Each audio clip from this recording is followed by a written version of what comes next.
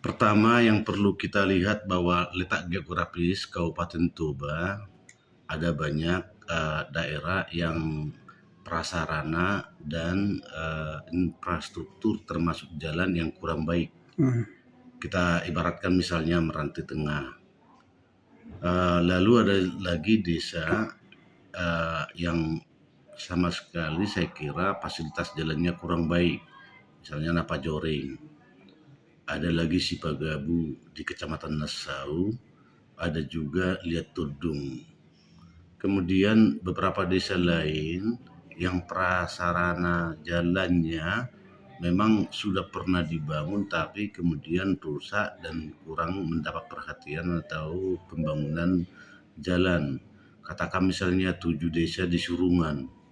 Jadi desa Surungan itu ada 7, Luban Bali, kemudian Luban Letong, Luban Gaul, Sibutuon, Pagar Batu, Panakparan, Pararungan. Itu di Kecamatan Habinsaran.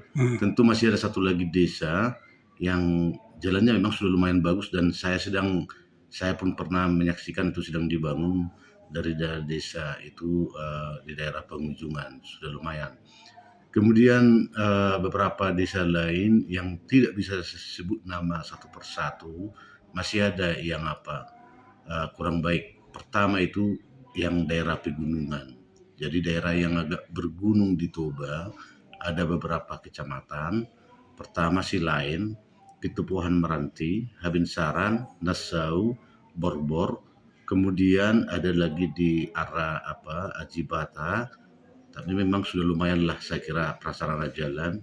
Ada juga di arah Luban Julu, ada saya kira yang masih rusak prasarana jalan. Tapi saya kira bukan sekadar membahas letak geografis saja, tapi yang kedua ada lagi kearifan lokal. Jadi masyarakat Toba secara umum ketika misalnya KPU berkunjung itu akan respeknya luar biasa. Mendekatkan diri ke masyarakat sama dengan mendekatkan tahapan jadwal program dan kegiatan itu ke masyarakat. Itu yang kita pahami. Ya. Lalu yang ketiga ada juga selain kearifan lokal itu saya kira pendekatan personal itu ke masyarakat itu perlu sekali. Karena dengan pendekatan personal saya kira nanti pemilu ini akan mencapai nilai persentase hadirnya pemilih akan lebih tinggi. Selanjutnya ada 2 kegiatan besar yang kita lakukan. Verifikasi faktual itu verifikasi faktual keanggotaan partai itu sudah kita lewati.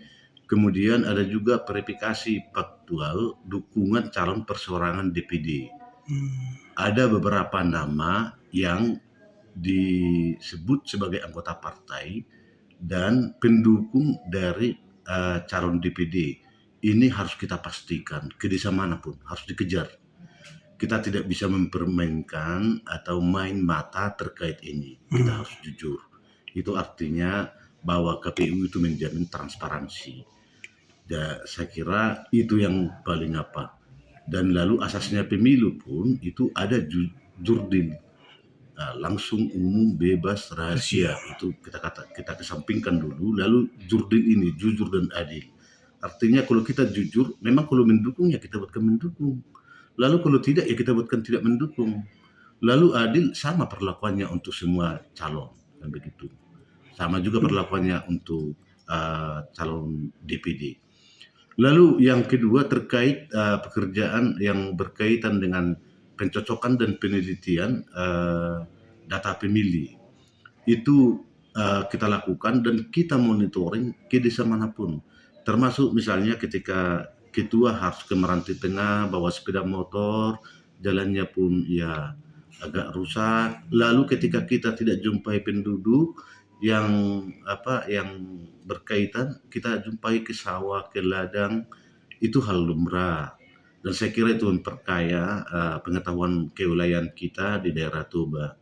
Dan juga saya kira motivasi tersendiri bagi kita bagaimana Toba ke depan lebih baik, lebih bermartabat, bahwa menjumpai orang tua secara langsung di kampung atau pemilih di kampung itu sangat indah.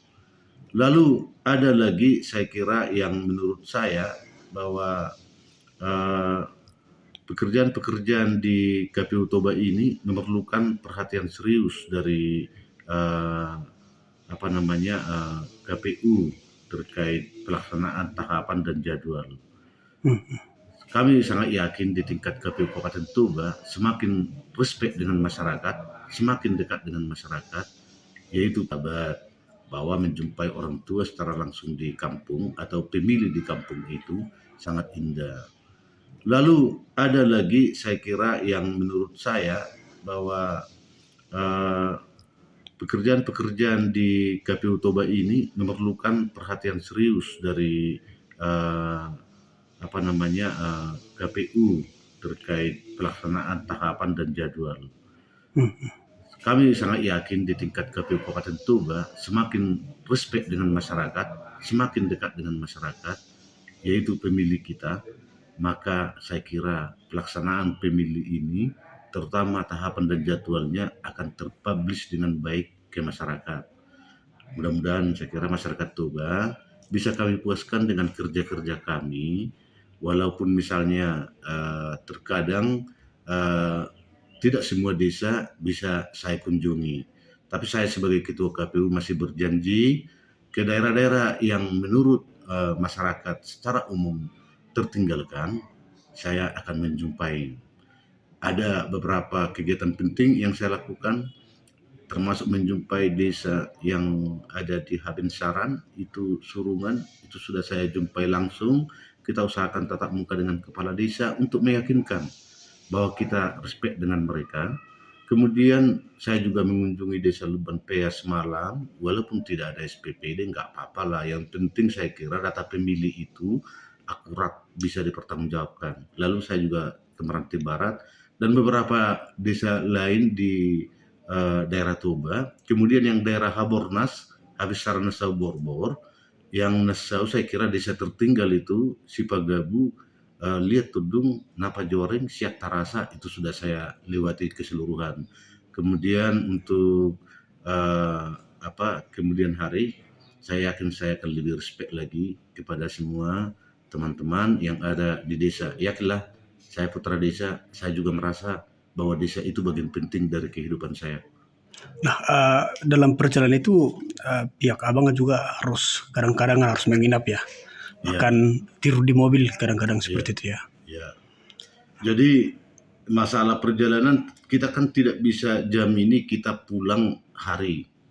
Jadi misalnya kalau kita ke Surungan itu, kalau dihitung-hitung waktu kita berangkat ke sana 3 jam, pulangnya 3 jam. Kalau kita mengikuti jam kerja, ya nggak sempat dong ketemu dengan mereka. Itu artinya